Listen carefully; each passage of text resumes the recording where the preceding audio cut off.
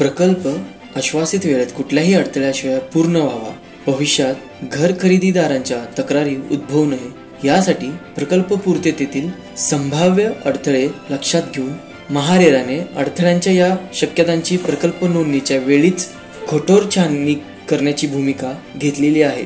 कुठल्याही प्रकल्पाचे भविष्य ठरवण्यात प्रकल्पाची सर्वच बाबतीतील वैधता, लीगल आणि फायनान्शियल आणि टेक्निकल घटक महत्त्वाची भूमिका बजावत असतात। म्हणूनच महारेराने या त्रिस्तरीय पातळीवरती प्रस्तावित प्रकल्पाची कठोर छाननी व्हावी यासाठी वैधता, आर्थिक आणि तांत्रिक बाबी सर्वकषपणे आणि कठोरपणे तपासणारे, छाननी करणारे 3 स्वतंत्र गट निर्माण केले। यात विहित केलेल्या तरतुदींची पूर्तता झाल्याशिवाय प्रस्तावित प्रकल्पांना महारेरा नोंदणी क्रमांक दिला जात नाही। ग्राहकांची गुंतवणूक सुरक्षित आणि संरक्षित राहावी यासाठी महारेराने सातत्याने करीत असलेल्या प्रयत्नांतील हेही आणखी एक अत्यंत महत्त्वाचे पाऊल आहे। विकासकांना त्यांचे प्रकल्प नोंदविण्यात अडचणी येऊ नये, मार्गदर्शन व्हावे यासाठी महारेराने नुकतीच एक कार्यशाळा घेतली।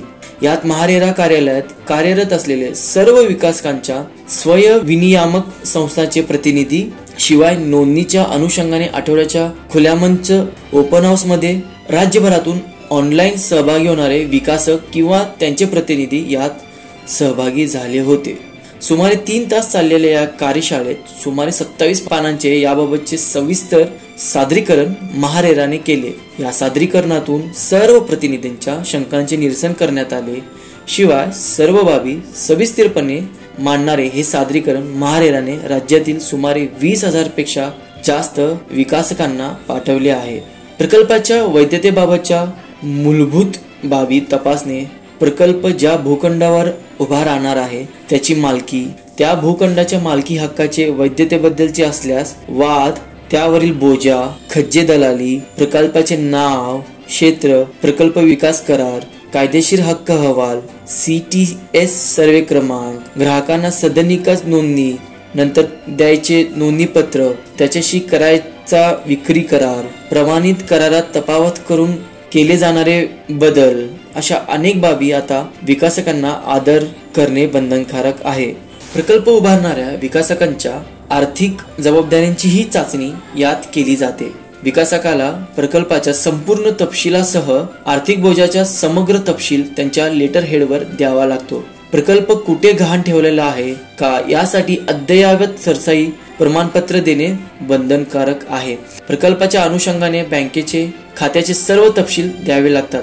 तांत्रिक तपासणीत संबंधित नियोजन प्राधिकरणाकडून दिले जाणारे मंजूर प्रकल्प योजना, प्रकल्प प्रारंभ प्रमाणपत्र, प्रकल्पाचे नाव, CTC सर्वे क्रमांक, एकूण मंजूर मजले, एकूण सदनिका, बांधकाम क्षेत्र, विविध स्वयं घोषणापत्रे इत्यादी सादर करणे आवश्यक आहे। वरील सर्व कागदपत्रे सादर करताना त्यात अंतर्गत विसंगती राहणार नाही याचीही विकासकांनी काळजी घेणे आवश्यक आहे। शिवाय विकासकांनी महारेराला अपेक्षित असलेल्या सर्व कागदपत्रांसह प्रस्ताव सादर केल्यास त्यांना लवकरात लवकर नोंदणी क्रमांक मिळण्यास मदत होणार आहे। नवीन प्रकल्पांना नोंदणी देताना महारेराने प्रकल्प आश्वासित वेळेत उभारणीत अडचणी येऊ नये यासाठी कायदेविषयक, आर्थिक आणि तांत्रिक मापदंड ठरवून दिले आहेत। या मापदंडाची पूर्तता केल्यानंतरच नवीन प्रकल्पांना महारेरा नोंदणी क्रमांक दिला जातो। म्हणून नोंदणीसाठी आलेल्या प्रत्येक प्रकल्पाची आर्थिक, कायदेविषयक आणि तांत्रिक पडताळणी सर्वकषपणे आणि कठोरपणे करण्यासाठी विषयनिहाय त्रिस्तरीय यंत्रणा स्थापित केली आहे। घर खरेदीदार अधिकाधिक सक्षम व्हावा असा सतत महारेराचा प्रयत्न आहे।